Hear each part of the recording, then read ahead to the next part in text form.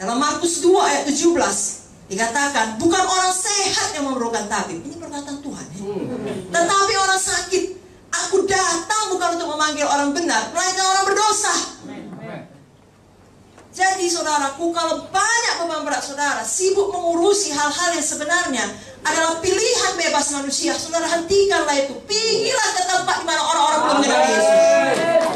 Selamatkanlah mereka, muridkanlah mereka.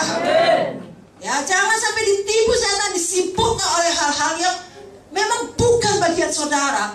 Bagian panggilan saudara, itu yang saudara kerjakan. Dan biarlah kita masing-masing menyadari bahwasanya satu orang bisa membuat perbedaan yang besar. Amin. Tuhan bukan perlu banyak rame-rame, satu orang yang membuat perbedaan yang besar. Dan memang kita harus berubah menjadi lebih seperti Yesus dan berlari-lari menuju panggilan Tuhan. Mari katakan, inilah saya Tuhan. Saya adalah hamba-Mu Tuhan. Bukan kehendak saya, jadilah kehendak-Mu. Inilah saya Tuhan. Pakailah saya Tuhan. Di dalam nama Yesus. Katakan amin. Yang kedua yang harus kita tindakan adalah, inilah tempat saya. Artinya kita tidak perlu membandingkan diri dengan orang lain, ataupun membawa alasan, kalau saja saya di sana melayani saya akan lebih baik, kalau saja saya dipanggil untuk melakukan ini dan bukan itu saya bisa berhasil. Ya, itu ucapan-ucapan yang jahat di mata Tuhan. Saudara harus berkata, inilah saya dan inilah tempat saya. Dan saya akan bersungguh-sungguh di tempat saya ini.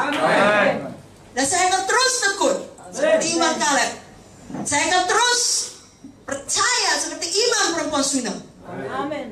Bahwa saya di tengah persoalan sebesar apapun, saya bisa berbuah bagi Tuhan. Amin. Karena bukan soal tempatnya, soal melekat pada batang anggur. Itu saja. Kalau kamu dalam aku dan firmanku di dalam kamu, amin saudara. Amin. Pasti berbuah. Amin. Kita ingat kisah mengenai Ishak di negeri orang Filistin, dan terjadi kelaparan. Segala sesuatu menurut akal pikiran Ishak dan akal pikiran orang waras lainnya, kalau terjadi kelaparan di situ, ya pergilah. Selamatkan dirimu, selamatkan keluargamu, selamatkan nyawamu, selamatkan masa depanmu. Tapi sekali lagi, Tuhanlah Tuhan, bukan kita Tuhan. Sudah mengerti? Lalu Tuhan berkata, sangat bertolak belakang dengan naluri manusiawinya. Tuhan berkata, jangan pergi. Jangan tinggalkan negeri kelaparan ini. Banyak hamba Tuhan ketika ada kelaparan langsung pergi. Saudaraku, kalau Tuhan memanggil saudara satu tempat, ada kelaparan pun, Tuhan kita sanggup memberkati saudara. Mau badani, rohani, materi, apapun itu keadaannya. Dan Tuhan tidak berubah. Jadi sebagai hamba Tuhan, kita harus membuat sikap yang suka meninggalkan sesuatu, tidak peduli, mau pergi saja, mau bebas saja. Ketika keadaan menjadi tidak baik, itu bukan tempat saya, itu bukan urusan saya. Saudaraku, Tuhan mencari adakah orang-orangnya yang mau tetap setia, tetap tinggal, tetap berjuang, dan berkata Tuhan yang memanggil saya.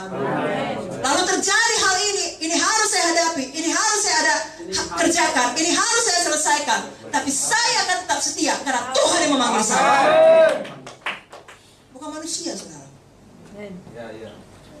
banyak saudara hidup melayani karena Tuhan menyembuhkan saudara. Walaupun tidak terjadi kesembuhan, semua kita berhutang nyawa kepada Tuhan. Amin. Kita harus belajar sama seperti yang dilakukan Ishak, berhenti mencari Mesir. Ishak tadinya mau pergi ke Mesir, ya, untuk kenyamanan dirinya, berhenti mencari tempat yang lebih hijau, ya, apapun artinya itulah. Bila itu bukan kehendak Tuhan. Ya, sayangnya banyak orang di luar sana seperti itu. Itu sebabnya dia dengarkan bisikan setan, tinggalkan pernikahanmu, tinggalkannya. Nah, kalau hamba Tuhan, tinggalkan pelayananmu, tinggalkannya. Kadang-kadang nggak secara fisik ditinggalkan, tapi hati ini sudah meninggalkan. Ya, dicari mana yang enak bagi kita. Saudaraku, di tengah kelaparan, apa kata Tuhan pada Ishak? Gali sumur. Dan Ishak patuh. Saya mau bilang sama saudara, langsung berhasil? Tidak. Sekali lagi, langsung berhasil? Tidak. Dia gali, diesek, datang orang, berkelahi, pindah. Dia gali lagi di Sitnah, tapi tidak dikasih Tuhan dia ke Mesir. Apakah di Sitnah berhasil? Tidak, ada perlawanan. Tapi Ishak gali lagi, Sampai akhirnya Tuhan kasih dia ruang. Lalu dia namakan Rehoboam. Tuhan kasih kita masing-masing ruang. Tuhan kasih kita tempat. Di mana akhirnya orang Filistin tidak mengganggu Ishak lagi. Ibu Munte selalu mengajarkan, sehebat-hebatnya setan, ya, dengan segala tipu daya dan serangannya, tetap ada batasan yang dikasih Tuhan. Tidak tiap hari ada tsunami, saudara. Tapi kalau gelombang datang, ya, ada batasannya. Gak bisa lewat itu.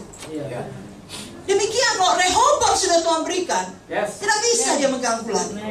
Tapi saudara harus melewati Esek, melewati Sitnah.